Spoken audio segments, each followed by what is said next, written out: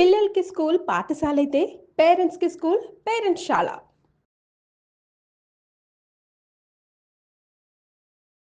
గురుగారు నమస్కారమండి. నమస్కారం మా మానస. గురుగారు చాలా మంది దేవుడిని ఎంతో భక్తితో పూజిస్తున్నామండి. కానీ మా కోరికలు తీరట్లేదు అంటారు. కొంతమంది గురు చరిత్ర పారాయణ చేస్తూ ఉంటారు రెగ్యులర్‌గా. కానీ ఫలితం లేదంటారు. ఇంకొంతమందేమో తిరుపతికెళ్ళొచ్చాము. చక్కగా మెట్ల పూజ అన్నీ చేశాము. ఇంకేంటి అక్కడ మధ్య మధ్యలో మెట్ల దారిలో వెళ్ళేప్పుడు గూడా కొన్ని చిన్న చిన్న ఇటుకలు పెడుతూ ఉంటారు. చిన్న చిన్న రాళ్ళు పెడుతూ ఉంటారు. హ్మ్. రాళ్ళలా పేరిస్తే ఇల్లు కట్టుకోవడం అవుతుంది అని. ఇల్లు లేని వాళ్ళు, ఆశ ఉన్నవాళ్ళు అక్కడ మళ్ళీ అలా కట్టుకోవడం అనేది మనం చూస్తూ ఉంటాం. ఇట్లా అవును. వేరే వేరే టెంపుల్స్‌లో కూడా మనం చూస్తూ ఉంటాం. ఏడుపాయలు. అవును. ఇట్లా ఎన్ని అంటే ఎంత భక్తిగా చేస్తూ ఉంటామో చెప్పినవన్నీ కూడా ఇలా జరగాలి అనుకుని మేము చేసినప్పటికీ కూడా ఆ ఫలితం అనేది మాకు రావట్లేదు అని చాలా మంది చెప్తూ ఉంటారు. హ్మ్. దానికి రీజన్ ఏంటంటారు? సాధారణంగా మనకి తిరుపతి లక్షల మందెళ్తాం. అవును. కృత యుగం నుంచి ఆ టెంపుల్లున్నాయి ఇవన్నీ కూడా. బెజవాడ హ్మ్. కనకదుర్గమ్మ టెంపులు, ఈ తిరుపతి. తిరుపతి ఇవన్నీ. హ్మ్. అయితే మరి కొంతమందికే ఇల్లులు కావాలి అనుకుంటే సొంత ఇల్లులు కలలు తీరుతున్నాయి. మిగతా వాళ్ళకి పాపం అవ్వట్ల. అవును. పెళ్ళిళ్ళు కొంతమందికి అవ్వవు. హ్మ్. బ్యాచిలర్స్‌గానే ఉండిపోతున్నారు. ఇలా హ్మ్. రకరకాల అన్ని రకాల కోరికలు సంతానం కోసం ముడుపులు కడతారు. అవును. ఆ! ఉద్యోగాల కోసం వెళ్తారు. అయితే కొంతమందికే తీరుతున్నాయి. అలాగే గణగాపురం వెళ్లి దత్తాత్రేయ స్వామి గురుచరిత్ర అక్కడ ఔదుంబర వృక్షం దగ్గర హ్మ్. స్వామివారి గురుస్థానంలో అందరూ తెగ చదువుతారు. ఎంతో నిష్టగా చదువుతారు. హ్మ్. కానీ పాపం కొంతమందికే తీరుతున్నాయి. అలా ఏ గుడైనా సరే. కారణం ఏంటంటే మనలోనే లోపం. దేవుడిలో లోపం కాదు. హ్మ్. ఈ కలియుగంలో బావాజీతో పాచికలాడాడు వెంకటేశ్వర స్వామి. అది సత్యం. హ్మ్.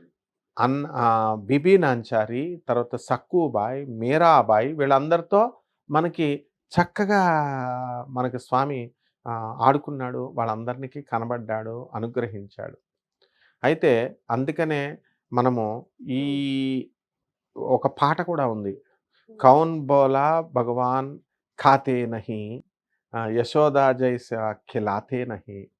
అంటే మనం దేవుడికి ప్రసాదం పెడితే ఎందుకు తినడు? యశోదమ్మలాగా యశోదలాగా పెట్టాలి. తినిపించాల. అలా రాధలాగా ప్రేమించాల హ్మ్. స్వామిని. అట్లా మనము ఆ భగవంతుడిని ఆరాధించే విధానంలో లోపమే మనకు రిజల్ట్స్ రాకుండా చేస్తుంది. హ్మ్. మనకు కర్మ అడ్డొస్తుందండి. అందువలన కర్మ ఫలితమేండి అని చాలామంది డిస్కరేజ్ అవుతూ ఉంటారు. నో. హ్మ్. కర్మను తొలగించేవాడు దత్తాత్రేయుడు. మరి అటువంటి దత్తాత్రేయుడు పోవడానికి గురుచరిత్ర పారాయణం చేస్తాం. హ్మ్. అయితే గురుచరిత్ర పారాయణ చేసినా సరే చాలామందికి రావట్లేదు. కారణాలు అంటే ఏంటంటే హ్మ్. పిక్చరైజేషన్ లేదు. అక్కడ పిక్చరైజేషన్, ఇమాజినేషన్ పవర్ ఉండాలి. హ్మ్. సపోజ్ ఇప్పుడు 'దృశ్యం' అనే సినిమా వచ్చింది. అంటే అది కనబడాలి. ఒక చోట చూసింది మనసులో ఉండిపోతుంది. హ్మ్. విన్నది కొంతవరకే ఉంటుంది. సో, గురుచరిత్ర పారాయణ చదివేటప్పుడు గురుదేవుడైనటువంటి నరసింహ సరస్వతి స్వాముల వారు ఒక గొడ్డిపోయినటువంటి వృద్ధ హ్మ్. గేదె నుంచి పాలు వచ్చేలా బ్లెస్ చేశాడు అని అధ్యాయం ఉంటుంది. ఒక పేదాముంది. ఆమె ఒక గేదె ఉంది. ఆ గేదెని ముసలిదయిపోయింది. దానికి పాలివ్వట్లేదు. అందుకని ఆ వృద్ధ దంపతులు ఏం చేస్తున్నారంటే, ఈయనేమో కూలి పనికెళ్తున్నాడు. ఈ ఈ ఈ గేదెని కూలి పనికి పంపిస్తున్నారు. అంటే ఎవరైనా వచ్చి గేదె పొలంలో. కావాలండి అంటే, ఆ హ్మ్. దున్నపోతు ఏదో పని చేయడానికో, నాగలి దున్నడానికో, హ్మ్. దేనికో అలా కూలికి పంపిస్తున్నారు. ఒక రోజున ఏమవుతుంది, ఆహ్, గురుదేవులైనటువంటి దత్తాత్రేయ స్వాముల వారికి ఆ కుటుంబం మీద కరుణ కలుగుతుంది. హ్మ్. గొప్పవాళ్ళ మీద పడదు. పేదవాళ్ళ మీదే పేదవాళ్ళ పడతది మీద స్వామికి. పడుతుంది.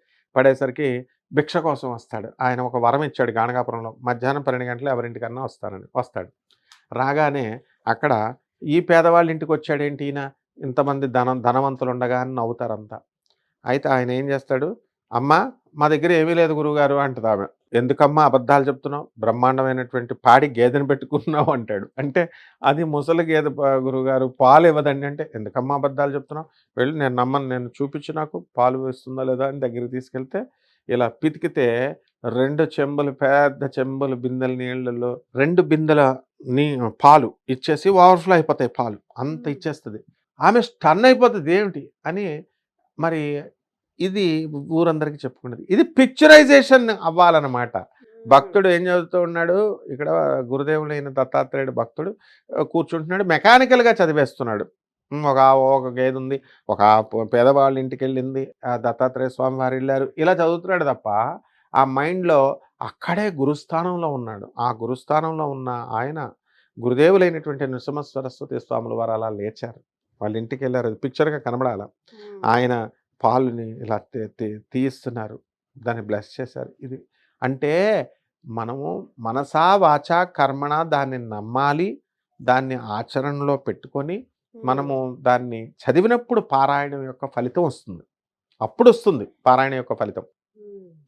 అంతేగాని మెకానికల్గా మనం చదివేసి అర్థం చేసుకోకుండా మామూలుగా ఆ స్వామి చేశాడా లేదా రైట్ ఏవో స్టోరీలు ఎప్పుడో చేశాడు అవన్నీ చూద్దాం అన్నట్టు చదివితే మాత్రం రాదమ్మా.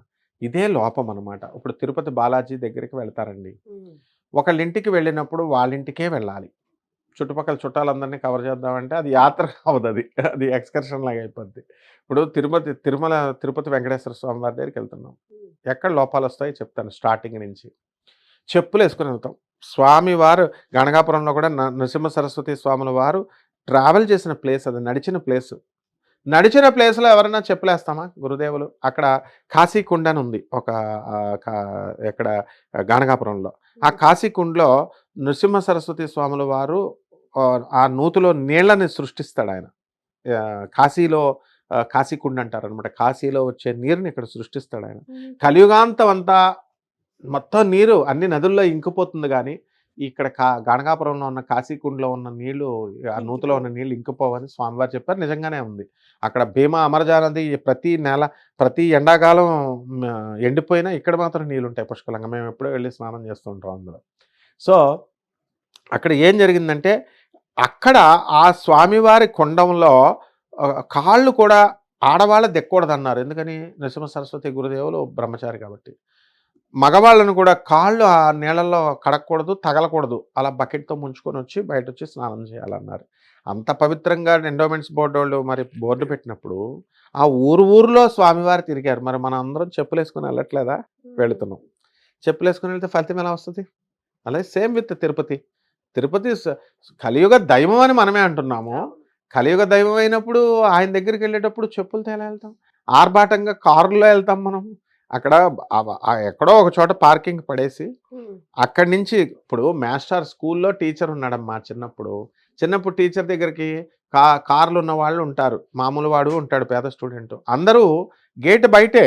అవన్నీ అనవసరం మనకి. టీచర్ దగ్గరికి వెళ్ళినప్పుడు అందరూ కూడా కాలినడకతో వెళ్ళి టీచర్ దగ్గర వినయంగా ఉండి, నేను మినిస్టర్ కొడుకుని, నేను సీఎం కొడుకుని అంటే చదువు రాదు వాడికి.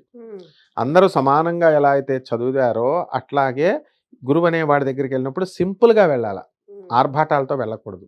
ఇది గురుదేవుల దత్తాత్రేయుడు. ఆయనేమో కలియుగ వైకుంఠ దేవుడు. ఆయన దగ్గరికి కారులో వెళుతూ బిల్డప్లు ఇస్తూ ఆ పక్కన కంచి ఉంది, కొత్తగా గుడి కట్టిన బంగారపు గుడి టెంపుల్ ఉంది, గోల్డెన్ టెంపుల్ ఉంది, అది చూద్దాం. ఎవరమ్మా అసలు తిరుపతి వెళితే ఓన్లీ తిరుపతికే వెళ్ళాలా? ఓన్లీ వెంకటేశ్వర స్వామి దర్శనం చేసుకోవాలా? కింద గోవిందరాజుల దర్శనం చేసుకోవాలా?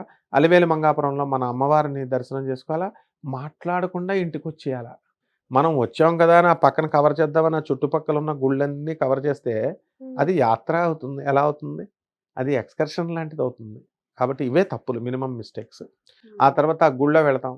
అక్కడ క్లియర్గా రాశాడు, ఇక్కడ స్వామి కైంకర్యం కోసమే ఇక్కడ పూసిన ప్రతి పువ్వు అని. అక్కడ మన వాళ్ళ పువ్వులు ఆ గార్డెన్లో పీకేస్తూ ఉంటారు, కొంతమంది పెట్టుకుంటూ ఉంటారు. అక్కడ ధర్మో రక్షిత అని బోర్డు పెట్టారు. అంటే ధర్మాన్ని నువ్వు రక్షించు, అది నేను రక్షిస్తుందని మనం ఏదో క్యాజువల్గా చదివేసి ఇంటికి వచ్చేసి మనం అది పాటించాం, మన ధర్మాలు మనం చేస్తుంటాం. అటువంటిప్పుడు శ్రీనివాసుడు ఎలా ఇస్తాడు? కాబట్టి ఏ పూజ అయినా సరే చిత్తశుద్ధితో చేయాలి. స్వామి ఎప్పుడూ రెడీ వర్షం కురిపించడానికి, కరుణామృతాన్ని కురిపించడానికి. మనము స్వామి యందు కండిషన్స్ పెట్టకూడదు. స్వామి నువ్వు 10 రూపాయలు నాకు 1 కోటి రూపాయలు ఇవ్వు, నేను నీకు 10 రూపాయలు కొబ్బరికాయ కొడతాను. ఏంటిది? స్వామి నువ్వు నాకు జాబ్ ఇప్పించు, ఆ తర్వాత నేను నీకు నీలాలు ఇస్తాను. నీ తల అవసరమా ఆయనకి? అసలు జుట్టు తలనీలాలు ఇస్తున్నాం. ఒక్క తిరుపతిలో తప్ప ఎక్కడా లేదమ్మా తలనీలాల సాంప్రదాయం. ఎక్కడా ఇవ్వకూడదు. అక్కడ కథ ఉంది. అక్కడ తిరుపతికి ఆయనకి చిన్న కన్నం పడితే ఒక నీలాదేవి ఏం చేస్తుంది, ఆయనకి తన జుట్టుని అద్ది, స్వామి నీకు ఇది పేలవంగా కనబడుతోంది అని చెప్పేసి పెడుతుంది. అదే అక్కడ బ్రహ్మ విష్ణు ఆయన తపస్సు చేసుకుంటుంటే వచ్చి పాలిచ్చేస్తూ ఉంటుంది బ్రహ్మదేవుడు.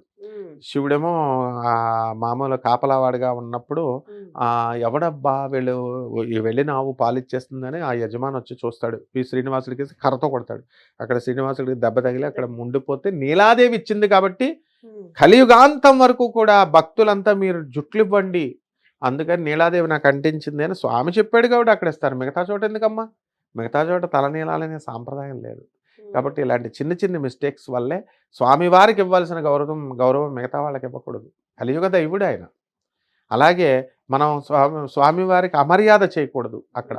అది ఇలాంటి చిన్న చిన్న మిస్టేక్స్ చేయడం వల్లే మనము కాలినడకన మనం వెళ్ళాలి. ఓకే, బాగుంది.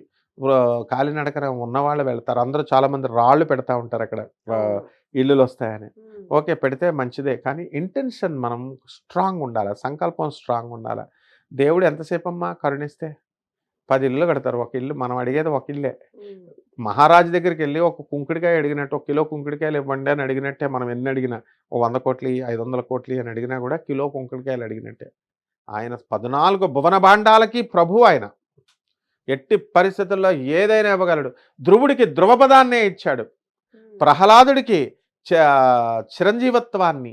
ఇక ఎవరికి ఏది కావాలో బలి మరి మళ్ళీ హనుమంతుడికి బ్రహ్మదేవుడు నవమ బ్రహ్మ కాబోతున్నాడు. చిరంజీవుల పోస్టులు ఇచ్చాడు, ధ్రువపదాలు ఇచ్చాడు, స్టార్స్ని చేశాడు. బలిని చక్రవర్తి, పాతాళ సామ్రాజ్యానికి చక్రవర్తిని చేశాడు. ఆయననేమో నెక్స్ట్ జన్మలో రాబోయేటటువంటి నెక్స్ట్ మన్వంతరంలో ఇంద్రుడిని చేయబోతున్నాడు. ఇన్ని చేసే స్వామి మనకి ఇవన్నీ చిన్న చిన్నవి ఇవ్వగలడమ్మా. మనలో లోపం. మనం ఈ పద్ధతులను కరెక్ట్ చేసుకుంటే సరిపోతుందమ్మా. అంటే నమ్మి చేయాలి. అన్కండిషనల్ సరెండరెన్స్ అండ్ టోటల్ సరెండరెన్స్ అవ్వాలి. అది ఒక్కటే రీజన్. నమ్మకంతో మనస్ఫూర్తిగా చేయాలి. అంతే, తప్పకుండా. ధన్యవాదాలు గురుగారు. ధన్యవాదాలు. చూసారు కదండి, గురుగారు మనకి ఏం తెలియజేస్తున్నారో. మామూలుగా ప్రతి ఒక్కరు కూడా అంటూ ఉంటారు, మేము పూజించాము, మేము చాలా భక్తిగా పూజ చేస్తాము, ఎన్నో డబ్బులు పెట్టాము, ఈ దర్శనానికి వెళ్ళాము, ఈ ఆలయానికి వెళ్ళాము, ఈ తీర్థయాత్రకి వెళ్ళాము, ఇలా రకరకాలుగా చెప్తూ ఉంటారు. కానీ వాళ్ళ కోరుకున్నటువంటి కోరికలు నెరవేరట్లేదు అని అంటే దానికి అర్థం ఆ కోరిక నిజమైంది ఏంటంటే అందరికీ ఉపయోగకరమైంది, లేదా అది భక్తియుతంగా మనస్ఫూర్తిగా కోరుకున్న కోరిక అయి ఉంటే ఖచ్చితంగా నెరవేరుతాయి అని గురుగారు మనకు తెలియజేస్తున్నారు. చూస్తూనే ఉండండి సుమన్ టీవీ. నమస్తే.